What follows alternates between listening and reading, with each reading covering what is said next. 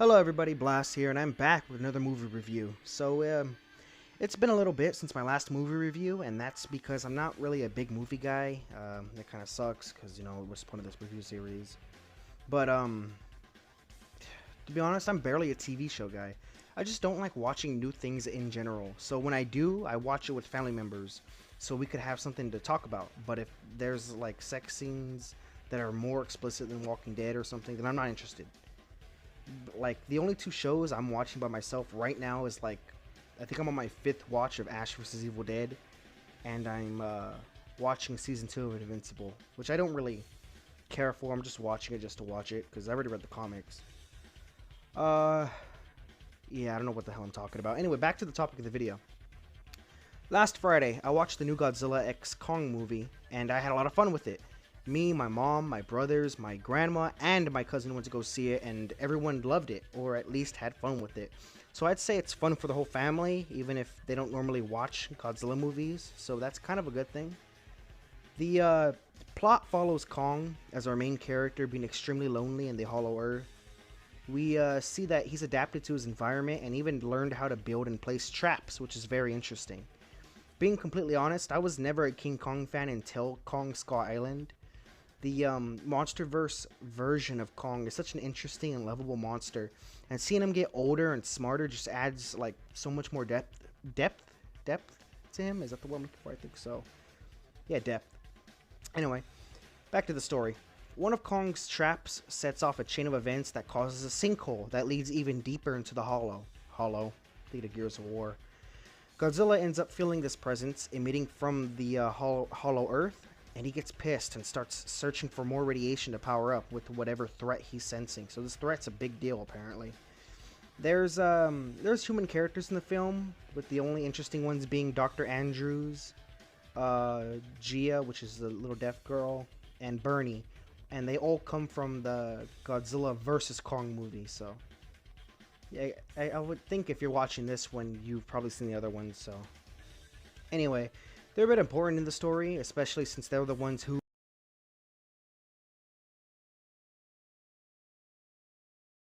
summoned Mothra. I like the relationship between Dr. Andrews and Gia. Hopefully I'm saying her name right, because I can't remember off the top of my head. I'm pretty sure it's Gia. It's spelled J-I-A. Gia. Did I say G? I meant J.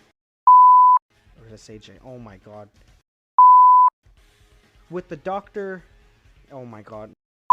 Let me start over. I like the relationship between Dr. Andrews and Gia, with the doctor worrying that Gia doesn't want to be with her no more since she feels that she doesn't belong. It doesn't go in depth or anything, but it's a short and sweet story, or a side story to the monster action.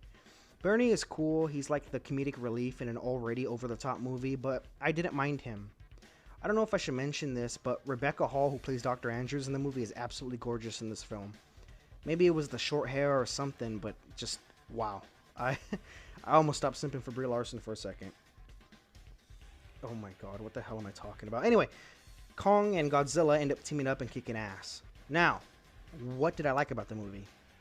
I liked that there was a lot of screen time for the monsters. Kong really shines in this film. It gets, there's like scenes that just go on just showing the monsters with no dialogue. Well, besides the roars and stuff, but like no human dialogue. It's just you see the monsters acting how they're supposed to act. And it's really cool. The human plot was very short and sweet, like I said before, and it didn't take up much of your time. They were just there to add context to the battle scenes. Godzilla is a beast in this movie, like he has been in the other ones, but like just so much more here. I guess because of the radiation power up that he gets, so he turns all pink, and it's so cool to see. What else I like? Rebecca Hall, Bernie. Yeah. Anyway, what didn't I like about this movie? I hated the character Trapper. Like, no disrespect to the actor, but I just hated his character. We already had a comedic relief with Bernie. Why did we need 2 comedic reliefs? This movie was more of a Kong movie than a Godzilla and Kong movie. Like, the title is a bit misleading, plus the X in the title makes it sound like a romantic fanfiction. Though the movie was fun with a bunch of action, I absolutely... Alright, you're gonna have to try to understand this. I absolutely hated the Marvelization of the MonsterVerse. and it is very apparent in this movie. Like, for example, the Trapper plays a few classic songs trying to mimic the cool factor of Star-Lord from Guardians of the Galaxy. Like, even my mom pointed this out, and she said she didn't like the music parts of the movie. It was somewhat depressing to see that they're forcing this Marvel-type formula into the MonsterVerse like they do in every other movie nowadays. There are parts where it works, like Bernie being a bit goofy, and I enjoyed the Marvel formula in 2021's Godzilla vs. Kong, but in this film, it just felt like they were doubling down on it. Oh god, my voice cracked. Like, they were doubling down on it, and it was very distracting. It kept taking me out of the movie. The fight scenes involving Scylla and Tiamat, I think its name was, they were a bit too short and deserved at least a couple more minutes of screen time. At least, you know, something more to it, not just brushovers.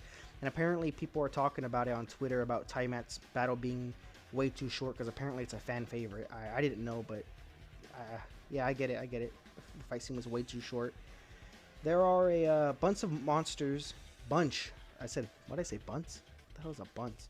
Bunch of monsters in the film, but I can't remember them all due to the lack of screen time. Oh, Doug was in it. He's cool. That's why he's the GOAT! Moving on for my likes and dislikes. How should I put this? I hate the people critiquing this movie. Like it's fine to critique it, but I mean specifically when they compare it to Godzilla -1. These two films are completely different. As I had to explain to my mom because she said the same thing, comparing the two. I had to say, it's like comparing The Passion of Christ to VeggieTales, or The Evil Dead to Army of Darkness. You can't compare them. They're both good and they both belong in the same fan base. These types of people act like two goats can't exist at the same time. I loved both of these films, and I acknowledge that one isn't as strong as the other, but that in no way means that it's a bad film, like at all. It's a good fun movie. So, yeah, critics ruin fun. I get where they're needed. Hell, I critique stuff in these reviews, but you need to know what you're watching and understand the context. Godzilla x Kong isn't meant to represent nuclear bombs or natural disasters or some kind of tragedy. It's meant to be kick-ass and supply the audience with the fun experience of watching giant monsters fight on screen. That's it.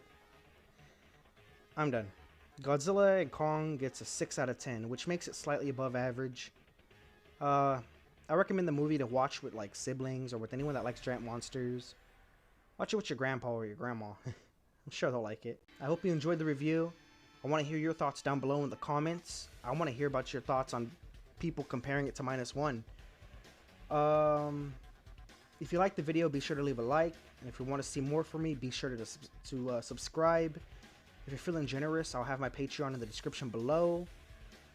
And that's really it. I'll see you in the next video. Bye-bye.